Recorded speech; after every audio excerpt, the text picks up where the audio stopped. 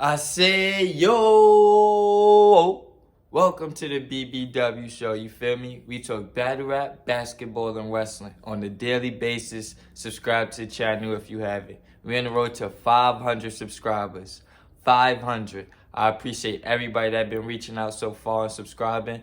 We not stopping anytime soon. The topic for today is NXT. What is it called? NXT. I was about to say NXT Takeover. It's not nearly called Takeover no more. NXT Deadline happening tomorrow night. You feel me? Now, honestly, this has probably been one of the weakest builds from the to an NXT Takeover or NXT Live event. This has been the weakest build. I'm not gonna lie. This feel like this whole pay-per-view could have just been on an episode of TV. I'm not saying they did it just because the AEW show or the Ring of Honor show, but I feel like this show is very unnecessary. Very, very unnecessary. Now, first, we got Alba Fire versus Alyssa Dawn. You feel me? Alyssa Dawn just made her debut in NXT. I got Alyssa Dawn winning. I ain't gonna lie, I got Alyssa Dawn winning. I feel like both of them is just in NXT until NXT Europe starts, and then they're gonna go back. So I don't see them doing anything with Alba Fire or Alyssa Dawn.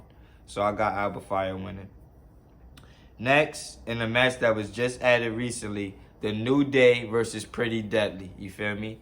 I like this, but I feel like y'all could have done this a week ago, 2 weeks ago. You feel me? It was no reason why the New Day had to be on NXT on the Go Home show to make it official. Very unnecessary. Very unnecessary. You feel me?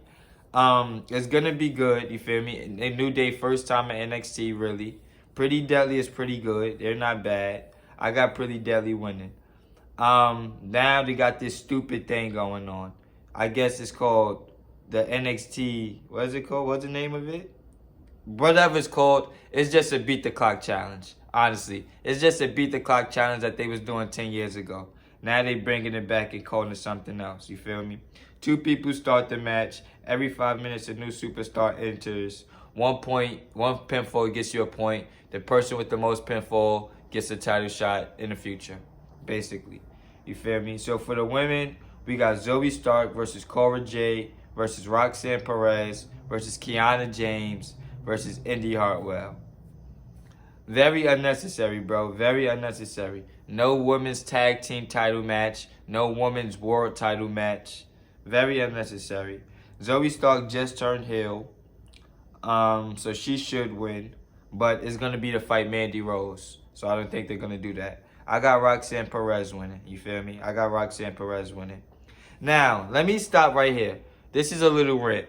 I hate that NXT is breaking up all of these women tag teams. I'm not going to lie. I hate it. They broke up Zoe Stark and Nikita Lyons. That was a nice little good tag team. They broke up Cora Jade and Roxanne Perez. That was a nice little good tag team. It's like, bro, what's the point of having women tag titles if you don't have women tag teams? Very stupid, bro. Very stupid.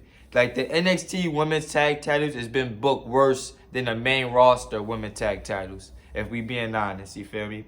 I got Roxanne Perez winning. And for the men, they're doing the same thing, a fake beat the clock challenge. They got JD McDonough versus Joe Gacy versus Carmelo Hayes versus Grayson Waller versus Axum.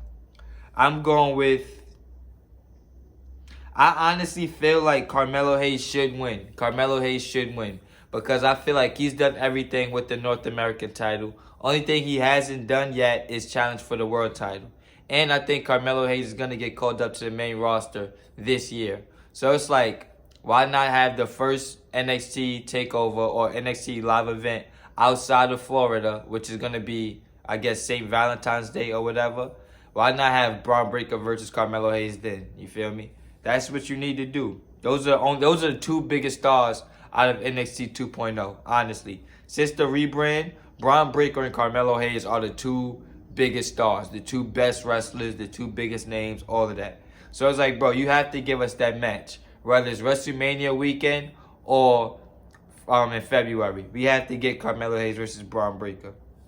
Bring us to the main event, Braun Breaker versus Apollo Crews.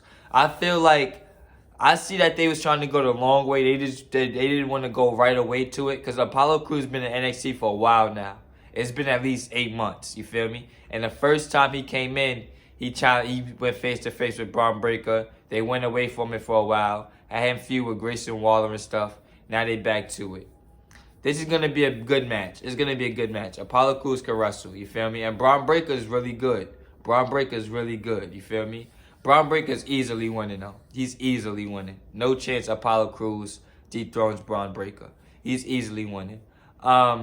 Who's next for Braun Breaker after this? It has to be Carmelo Hayes. It has to be Carmelo Hayes.